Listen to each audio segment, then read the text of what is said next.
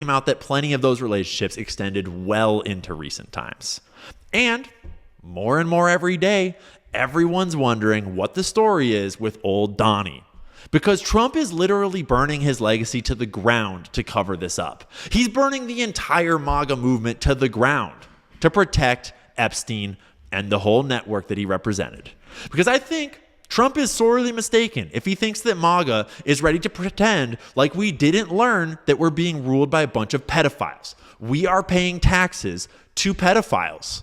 This isn't the kind of thing that goes away. And the fact that Trump is now apparently all in on Operation Cover-Up, he's looking more and more complicit by the day. So, the new talking point being parroted by all the assets and suckers on X and in the media is, why do you even still care about Epstein? Why are you even talking about Epstein? I mean, who really cares anymore anyways? Which is pathetic. It's coming out that our government is run by pedophiles and their cover-up isn't going so well. And so they've resorted to just gaslighting the American people that it's not even a big deal. And no one even cares about it anymore. Right? I'm sure it's totally unconnected that there's an Israeli spy ring so powerful that they got to at least one former president of the United States, and now they have the current president of the United States going along with the cover-up, and they announced all of this the day before Benjamin Netanyahu visited D.C. for the third time this year.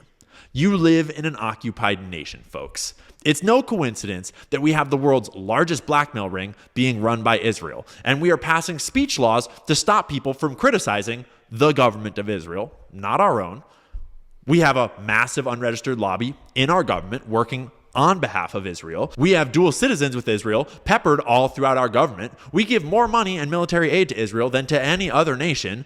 Even when Israel embarrasses us on the world stage and goes against our president's apparent orders in war times, or peace times, just bombing people, our politicians and president go along with the cuckery, all competing for who can get Bibi's dick further down the back of their throats. It is no coincidence that for decades now, criticism of Israel has been a career-ending sin for anyone in the media or the government or finance or really any position of power at all.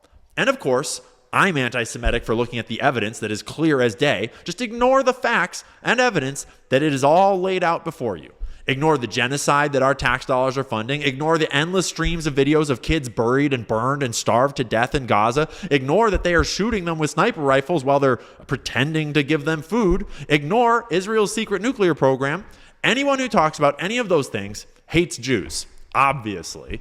It should go without saying that we don't condemn the giant sex trafficking ring because it was run by Jews. We condemn it because it's a child sex trafficking ring.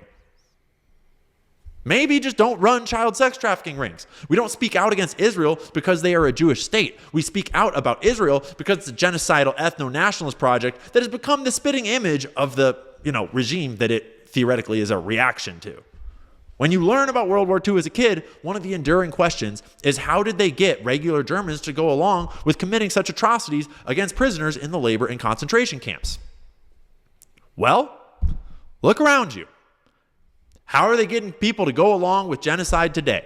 How are they getting people to go on the internet and pretend like we don't care that our nation is run by pedophiles and that apparently that runs so high up that our own president, our own Department of Justice, our own elected officials, the MAGA coalition, America First, is now telling you, why would you even care? Why would it even matter if Jeffrey Epstein had our whole government blackmailed? Why would it even matter if Israel and the CIA and all these dudes were trafficking children? American children, no less. Little girls off the streets in Palm Beach, Florida. As well as little girls from all around the world. Not to mention, a lot of them were into little boys. That's no big deal, apparently. It's not America First to even talk about it. Just shut up and vote for Trump.